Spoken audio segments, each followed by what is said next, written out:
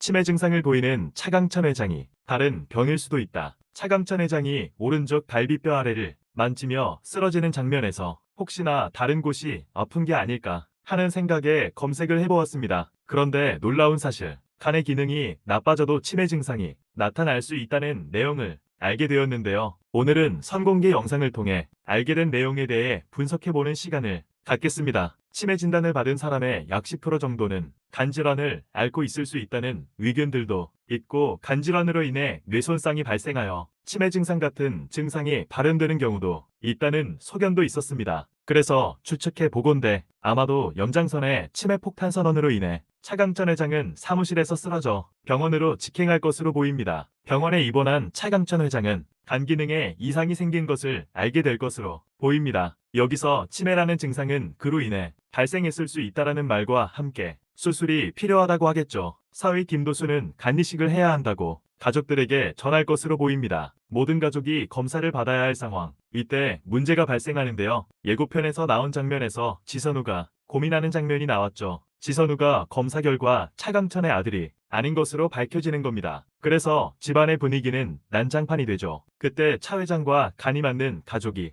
아무도 없고 기증자도 대기자가 많아 힘든 상황일 때 서동주가 검사를 받습니다. 근데 이게 웬일 서동주가 간 이식이 가능한 걸로 나오는데요. 심지어 차강천 회장과 혈연 관계로 나오는 건데요. 그러면서 가족들은 혼란에 빠집니다. 도대체 무슨 일인지 감이 오지 않죠. 왜 서동주가 혈연 관계일까요? 엄마 추경원이라는 의견으로 저도 뇌피셜을 풀어보았지만 이번엔 다른 시각으로 보게 됐습니다. 바로 허일도가 공비소와 염장선이 바꿔치기한 대산의 큰아들이었던 거죠. 염장선이 대산을 가지기 위해 차덕희와 허일도를 바꿔치기한 것입니다. 차강천 회장의 아들은 허일도였던 것이죠. 그래서 차강천 회장은 나중에 이 사실을 알고 자신이 자기 아들과 손자를 죽이려 했던 것을 깨닫고 죄책감에 검찰에 가서 자신의 죄와 염장선의 죄를 낱낱이 말할 것으로 보입니다. 염장선은 이로 인해 여러 가지 살해공모와 살인교사 등으로 마지막까지 발버둥치다 죄값을 치를 것으로 보입니다. 그리고 서동주는 대산의 후계자로 자리 잡게 되고 모두를 안고 갈 것으로 보입니다. 여은남을 사랑하기에 차덕기를 용서할 것이고, 그로 인해 대산을 이끌어가며 행복하게 살면 좋겠네요. 그리고 지영수는 염장선에게 이용된